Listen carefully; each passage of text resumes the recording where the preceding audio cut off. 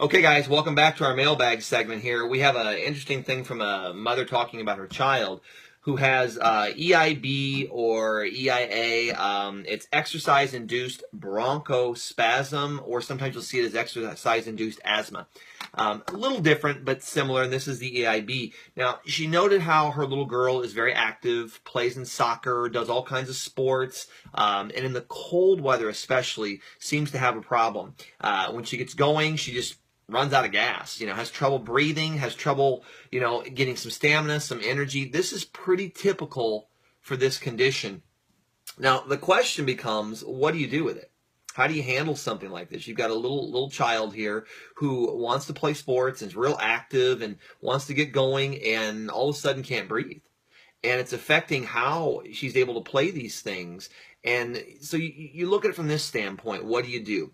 You examine. You try to find the cause. I start with a 24-hour UA. It is my gold standard. That's what I do.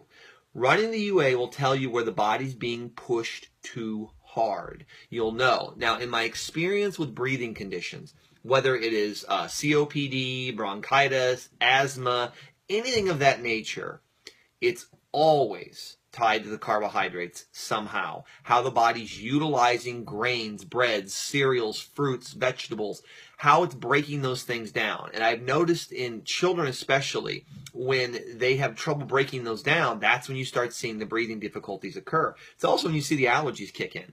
So you look at it from that standpoint and say, okay, well, that makes sense then. And one of the core holistic treatments for this condition would be vitamin C. You'd put that into the diet. Now, it's interesting when you look at vitamin C, it's a 5-carbon sugar. So you say, okay, well, if they're not breaking down carbohydrates, which are sugars, then they're not going to use the vitamin C very well. And that's the key to this.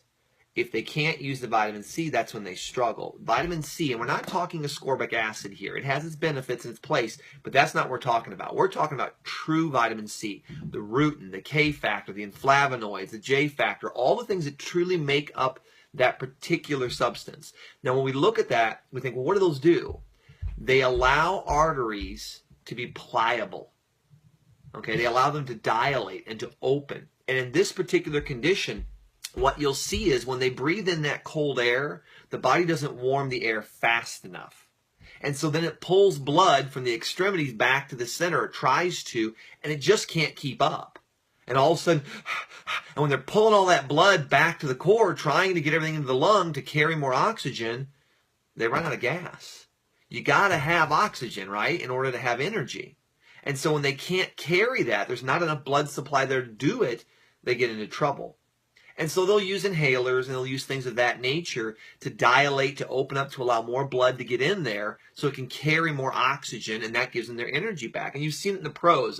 Jerome Bettis was someone I remember that had this condition. Jackie Joyner-Kersee had this condition. And they were, those are pro football player, a track star. So you can continue with a very healthy life. But the key to this is figuring out that cause.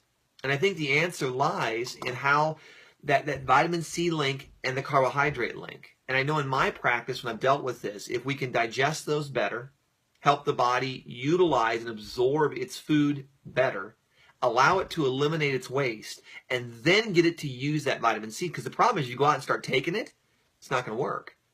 Because if there's a carbohydrate problem, they're not digesting it or absorbing it well to begin with. So if you go putting a bunch of it in, it doesn't do anything.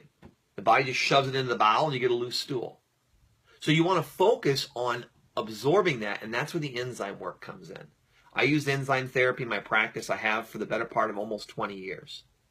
And that is the key, in my opinion, to this problem. Now, you can use adjunct therapies. There's other techniques you can do. Acupressure, things of that nature. Moxibustion is wonderful for lungs. There's all kinds of acupuncture points you can teach people for the lungs that are wonderful. All of those will help.